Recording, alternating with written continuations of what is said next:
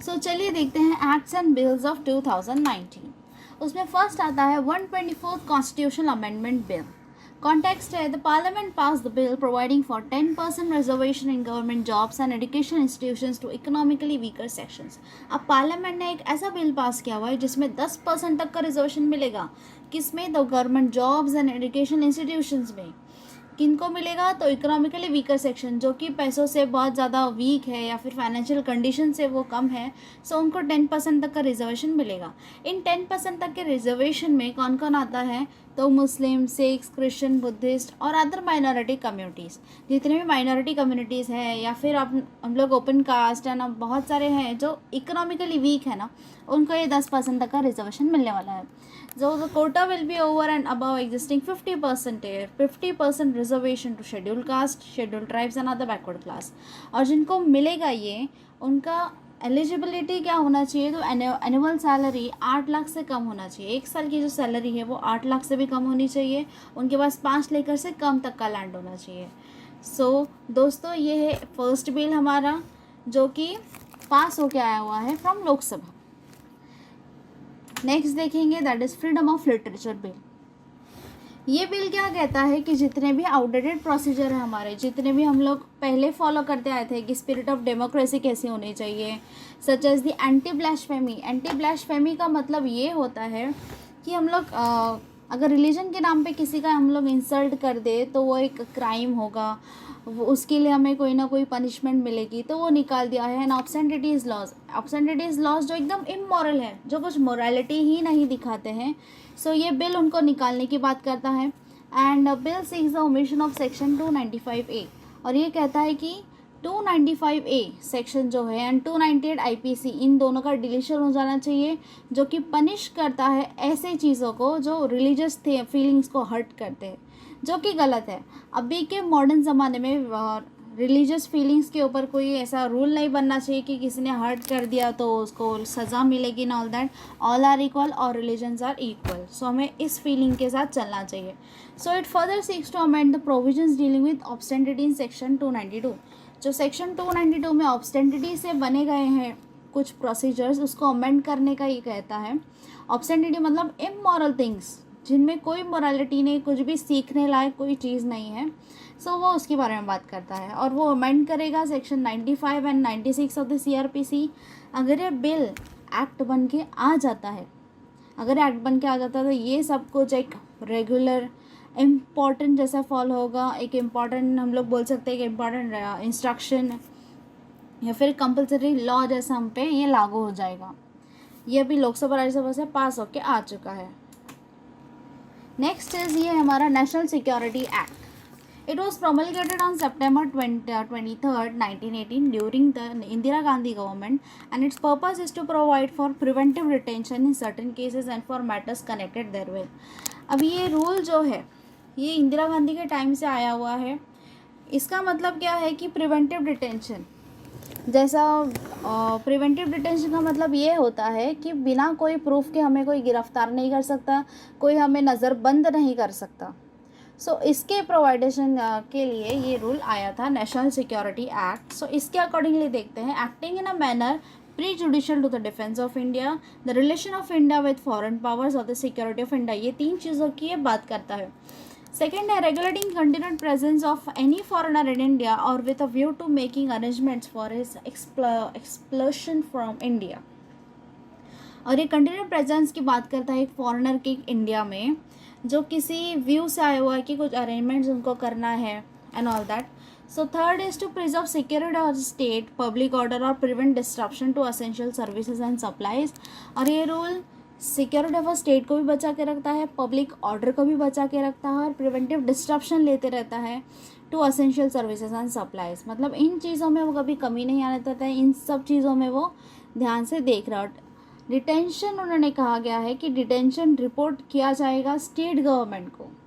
जब भी अगर किसी पे अगर मुझे शक है कि ये हमारे इंडिया के लिए, हमारे स्टेट के लिए डेंजरस है, तो सबसे पहले मुझे वो स्टेट गवर्नमेंट को रिपोर्ट करना होगा। या फिर पुलिस को शक है किसी बड़े बड़े ऑफिसर्स को अगर किसी पे शक है तो उनको स्टेट गवर्नमेंट को रिपोर्ट करना होगा, अलॉन्ग विद द ग्राउंड्स किस बेस पे आपको उस पर शक है वो भी बताना होगा।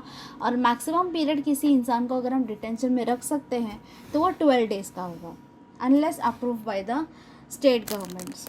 बाद में वो स्टेट गवर्नमेंट्स बताएंगी कि ये डिटेंशन पीरियड कब तक का हम लोग खींच सकते हैं। सो ये हो गया हमारा नेशनल सिक्योरिटी एक्ट जो अभी लागू हो गया है। Next is public safety act. National conference leader announce to withdraw Jammu and Kashmir public safety act if his party returns to power. अब नेशनल कॉन्फ्रेंस लीडर ने क्या कहा है कि जम्मू एंड कश्मीर का पब्लिक सेफ्टी एक्ट जो है वो वापस रिटेन किया जाए अगर उसकी पार्टी वापस पावर में आती है तो। उसके बारे में कहा जाता है कि detention order under the PSA that is public sector authority is issued by the district magistrate. ये जो डिटेंशन ऑर्डर है ये अंडर DM के अंडर हुआ है, कंसर्न आफ्टर पुलिस रिकमेंडेशन। ये गवर्नमेंट को अलाउ करता है to detain a person without trial और a period of 3 to 6 months। ये जम्मू एंड कश्मीर में है, ओके, ये एक्ट जम्मू एंड कश्मीर में लागू हुआ है एक्चुअली। सो ये गवर्नमेंट को ये परमिशन देता है कि वो किसी भी पर्सन को अंडर नज़रबंद के अंदर रख सकते हैं for a period of 3 to 6 months, मतलब 3 महीने से 6 months तक वो किसी भी एक इंसान को जिस पर हमें शक है उसको नज़रबंद रख सकते हैं without any proof.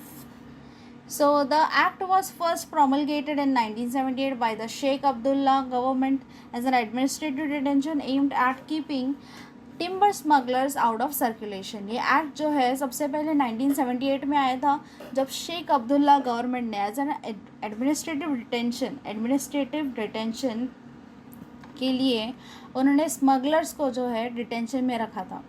So according to the 2010 Amnesty report, a lawless law detention under the Public Safety Act, at least 10,000 to 20,000 people have been detained under this preventive detention law since it was enacted in 1970s। 1970 से जब से ये law आया हुआ है तब से लेकर अब तक 10 से 20,000 से ज़्यादा लोगों को डिटेंशन के अंदर रखा गया है। नेक्स्ट इज़ उसी के बारे में अमेंडमेंट्स देखेंगे। अमेंडमेंट है तो मिनिमम एज जो पहले 18 ईयर्स का था अभी ये हो गया है 16 to 18 ईयर्स तक का, कि अगर पर्सन 16 to 18 में भी होगा तो उसको भी डिटेंशन के अंदर रखा जा सकता है। So reducing the maximum detention period from 1 year to 3 months। जो पहले मैक्सिमम पीरियड था डिटेंशन पीरियड का 1 year उसको अभी 3 months कर दिया है। In case of public disorder, अगर पब्लिक को कोई नुकसान पहुंचने वाला है तो उस इंसान को 3 महीने के लिए नज़रबंद रखा जाएगा and from 2 years to 6 months। पहले 2 साल था अभी 6 month कर दिया। In the case is where the security of the state is involved. So दोस्तों ये हो गया हमारा पब्लिक सेफ्टी एक्ट। नेक्स्ट देखेंगे ऑफिशियल सीक्रेट्स एक्ट। तो central government has inform the Supreme Court that documents linked to the Rafale fighter jet deal were stolen from the Defense Ministry and that newspapers that published these files may have violated the Official Secrets Act। तो central government ने क्या inform किया supreme court को, जो documents Rafale fighter jet deal से related थे वो चुराए गए हैं। ठीक है, उन्होंने सुप्रीम कोर्ट को ऐसा बताया कि राफेल फाइटर जेट डील जो हुआ था उसके पेपर्स चोरी हो गए थे, बट कहाँ से चोरी हो गए थे तो डिफेंस मिनिस्ट्री से। और न्यूज़पेपर्स वालों ने वही फाइल्स जो है वही फाइल्स पेपर में पब्लिश करके वायलेट किया गया है ऑफिशियल सीक्रेट एक्ट। वायलेट किया मतलब उन्होंने उसके अगेंस्ट गए हैं, उसका उल्लंघन किया हुआ है, तो अभी उनको पनिशमेंट तो मिलेगा ज़रूर। सो दैट इज़ बैकग्राउंड देखते हैं। ऑफिशियल सीक्रेट एक्ट जो है उसका रूट है in the British colonial area. ये ब्रिटिश टाइम से चलते आ रहा है। The Indian official secret act 14 of 1889 brought in at a time when a large number of powerful newspapers had emerged in several languages across India। ये 1889 की बात है जब बहुत सारे न्यूज़पेपर्स आए थे अलग अलग लैंग्वेजेस में अक्रॉस इंडिया, तब का ये एक्ट बना हुआ है। ये क्या कहता है, the secrecy law broadly deals with 2 aspects, spying और espionage, but is dealt with in section 3 of the act. आप इसकी पूरी इन्फॉर्मेशन यहाँ पे देख सकते हो। इसके अकॉर्डिंगली अगर किसी भी न्यूज़पेपर ने गवर्नमेंट के किसी भी सीक्रेट एक्ट को न्यूज़पेपर में दिखाया या फिर ऐसी इन्फॉर्मेशन दिखा दी जो खुफिया रहनी चाहिए, छुपी हुई रहनी चाहिए, जो बाहर कभी नहीं आनी चाहिए इन्फॉर्मेशन, वो अगर न्यूज़पेपर वालों ने दिखा दी जैसे डिफेंस के डील्स हो गए, डिफेंस में क्या क्या हो रहा है वो सब डील हो गया, अगर वो बाहर निकल के आ गए किसी न्यूज़पेपर से या फिर किसी इंसान से, तो उसको जेल हो सकती है up to imprisonment up to 14 years, और बाकी सब केसेस में 3 सालों तक। सो आप बाकी सब इन्फॉर्मेशन वीडियो पॉज करके इन्फॉर्मेशन ठीक से देख सकते हैं, इसके नोट्स भी बना सकते हैं। ये मैंने शॉर्ट पॉइंट्स आपके लिए निकाल के रखे हुए हैं। Next is right to information amendment bill. ठीक है, सबसे इम्पॉर्टेंट बिल है 2019 का, the right to information amendment bill 2019, जो अमेंड करता है in right to information act 2005। जो 2005 में जो बिल आया था उसमें चेंजेस लाता है। जो ये जो बिल है 2019 का, वो इट वॉज इंट्रोड्यूस इन लोकसभा में इसको इंट्रोड्यूस किया गया था, और ये लोकसभा से ही पास होके निकला है, ये अब तक एक्ट नहीं बना है। सो इसके टर्म क्या है देखते हैं। The chief information commissioner and The Chief Information Commissioner and Information Commissioner at the central and state level will hold office for a term of 5 years. इसके अकॉर्डिंगली क्या है, जो चीफ इंफॉर्मेशन कमिश्नर है और जो हमारे इंफॉर्मेशन कमिश्नर्स हैं उनका टर्म ऑफ ऑफिस कितना रहेगा, 5 ईयर्स का। ये 2005 के अकॉर्डिंग मैं आपको बता रही हूँ।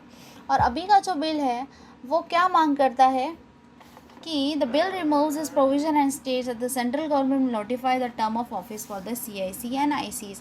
ये बिल ये कहता है कि सेंट्रल गवर्नमेंट ही डिसाइड करेगी कि टर्म ऑफ ऑफिस कितना होना चाहिए।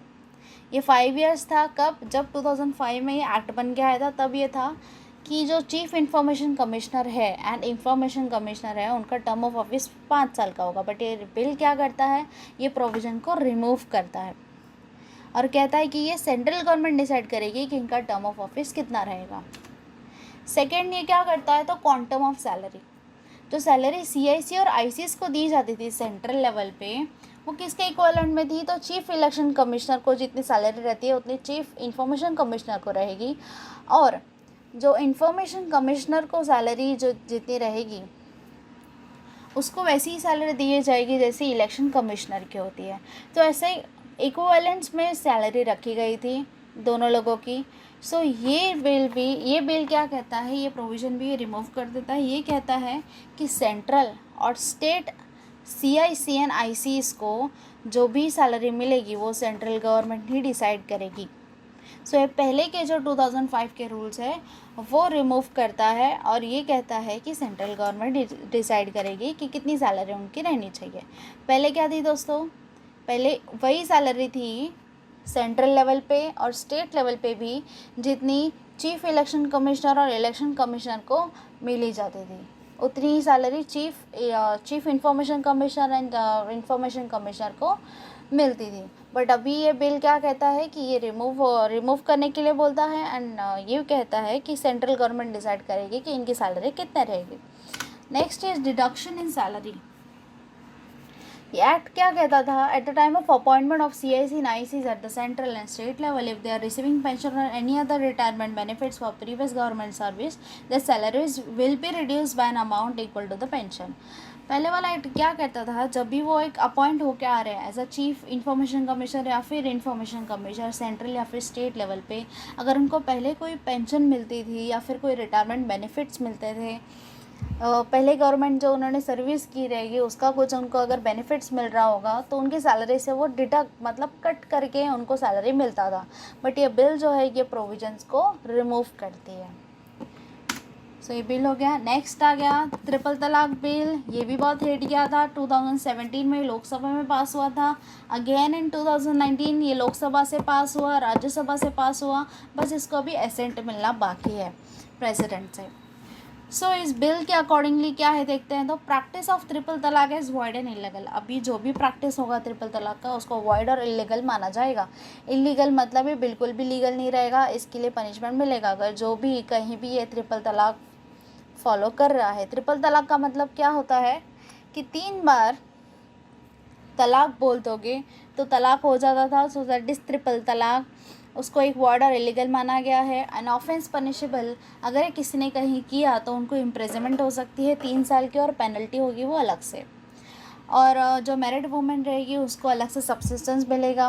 और जो भी डिपेंडेंट चिल्ड्रन रहेंगे उसको उसको मैरिड वुमन के पास ही रखा जाएगा। सो वुमन को कस्टडी मिलेगी ऑफ अ माइनर चिल्ड्रन, और उसको सबसिस्टेंस भी मिल सकता है, प्रॉपर्टी के हिस्से जो भी उसके नाम पे होंगे नॉल सब, या फिर उसका शेयरिंग मिल सकता है ट्रिपल तलाक बिल के अकॉर्डिंगली। नेक्स्ट देखते हैं Aadhaar and other laws amendments. The parliament pass Aadhaar and other law amendment bills 2019। ये क्या अलाउ करता है? It allows voluntary use of Aadhaar as a proof of identity for users to open bank accounts and get mobile phone connections.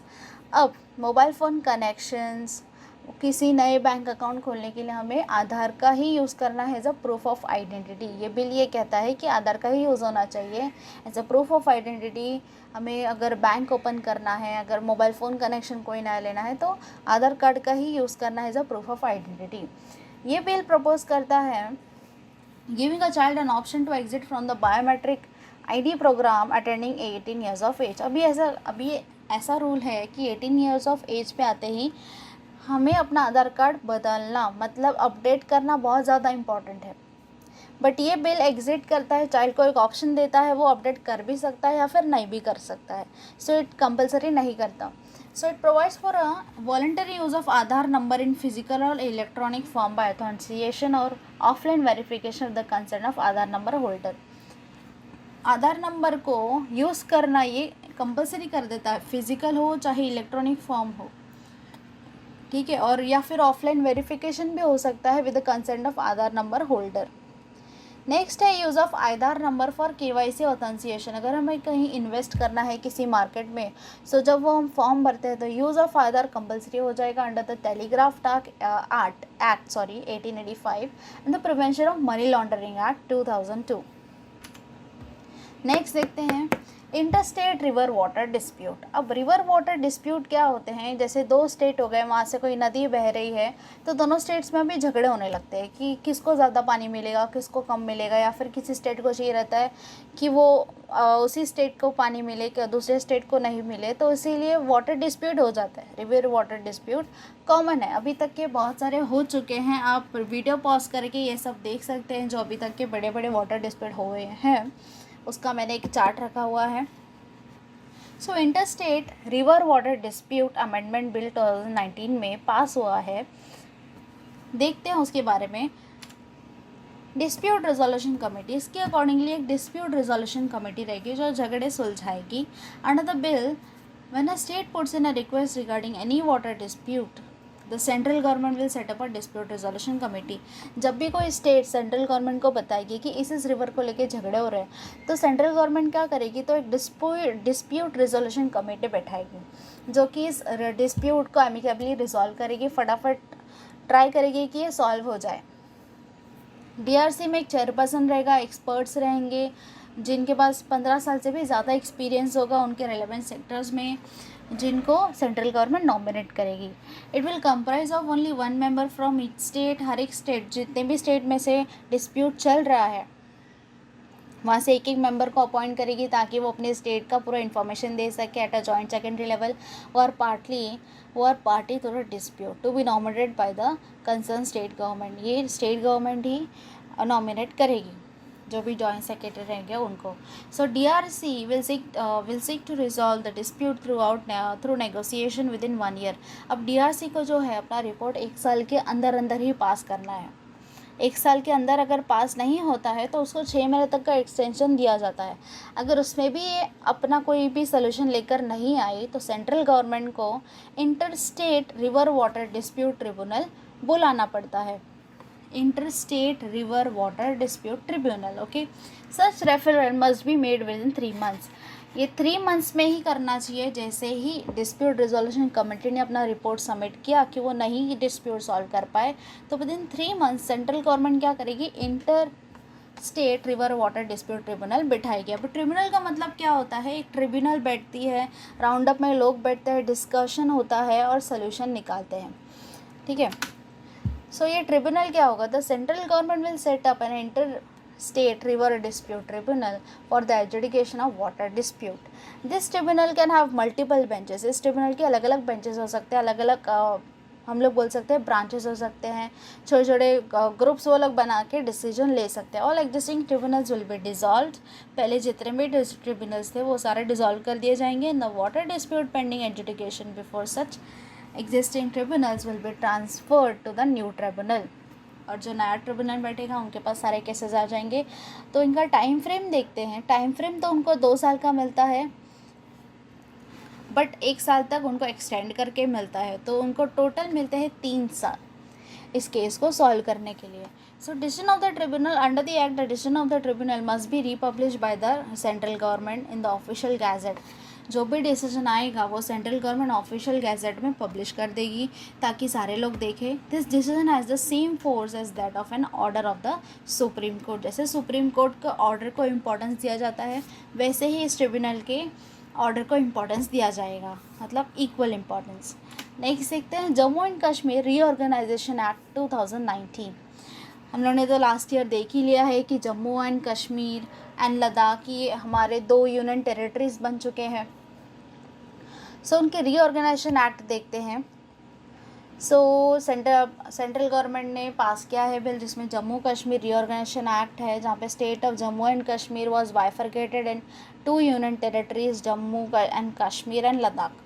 So union territory of Jammu and Kashmir will have a legislative assembly. So union territory जो है हमारा जम्मू कश्मीर, उसमें legislative assembly रहेगी। Legislative assembly का मतलब होता है वहाँ पे लोकसभा राज्यसभा दोनों रहेगी, जबकि वो यूनियन टेरिटरी है। यूनियन टेरिटरी का मतलब आप जानते ही होंगे दोस्तों, वहाँ पे सेंट्रल पावर चलता है, सेंट्रल रूल वहाँ पे एप्लीकेबल होते हैं।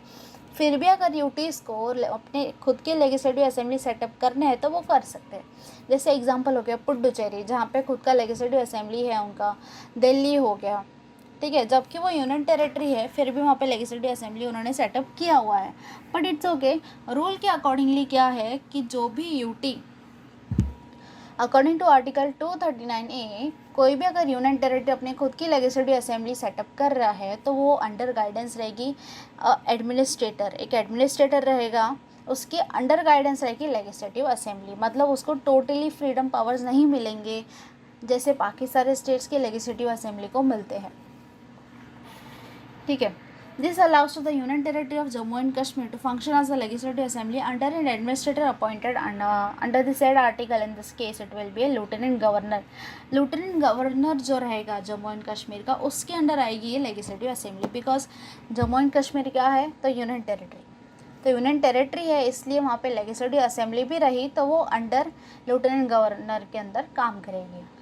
किसी किसी केसेस में लेफ्टिनेंट गवर्नर नहीं रहते बल्कि एडमिनिस्ट्रेटर रहते हैं अकॉर्डिंग टू सेंट्रल गवर्नमेंट, उनकी मर्जी उनको क्या रखना है। Next is delimitation of constituencies of following the bifurcation may be determined by the Election Commission, ठीक है। इलेक्शन कमीशन क्या करेगा, अब इनका इलेक्शन प्रोसेस और ऑल सब देखेंगे। Act अबॉलिशेस the legislative council of Jammu and Kashmir.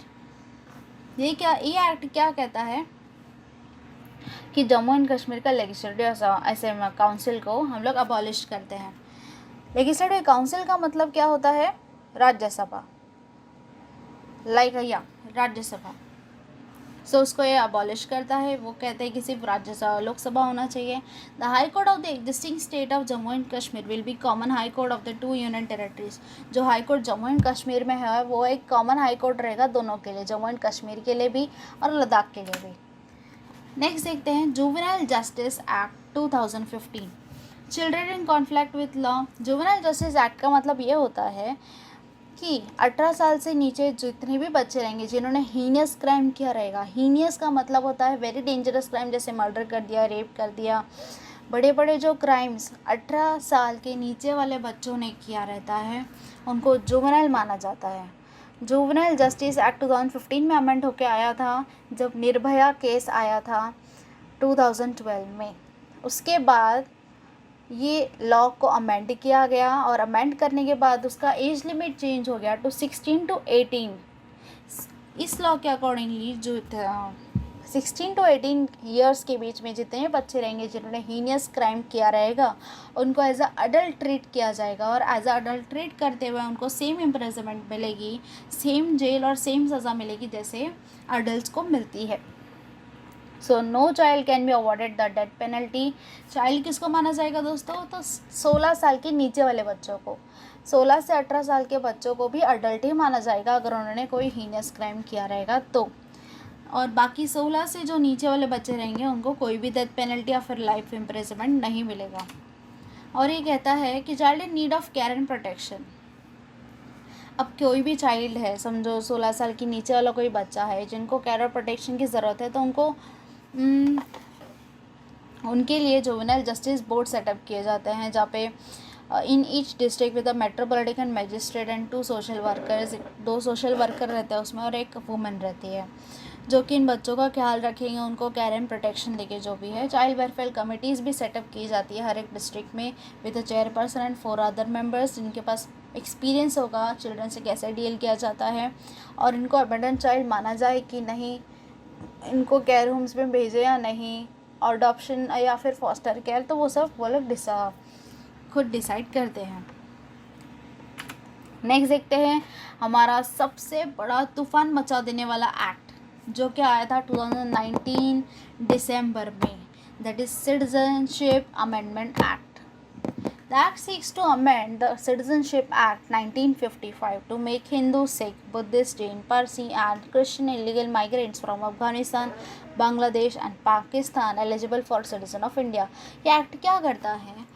जितने भी लोग हैं जो इन 3 कंट्रीज से आए हुए हैं, अफ़गानिस्तान, बांग्लादेश और पाकिस्तान, इसमें से नॉन मुस्लिम माइनॉरिटी जिसमें कोई भी मुस्लिम नहीं बट बाकी के सारे जितने भी हैं, Hindu, Sikh, Buddhist, Jain, Parsi and Christian, ये इनके सारे जितने भी इलीगल माइग्रेंट्स हैं उनको सिटीजनशिप ऑफ इंडिया दी जाएगी। ठीक है, और उसके लिए उनको इंडिया में 11 साल पहले रहना पड़ता था, अभी 5 ही साल रहना पड़ेगा और बाकी सारे कंडीशंस भी एप्लीकेबल होने चाहिए कि इन 6 रिलीजन से ही वो लोग रहने चाहिए जिनको सिटीजनशिप मिलेगा इंडिया का। सो जो उनका कट ऑफ डेट है वो है 31 दिसंबर 2014। मतलब इसके पहले वो लोग अगर इंडिया में आए हुए होंगे या फिर इंडिया में इलीगल माइग्रेंट जैसे रह रहे हैं तो उनको सिटीजनशिप ऑफ इंडिया दिया जाएगा।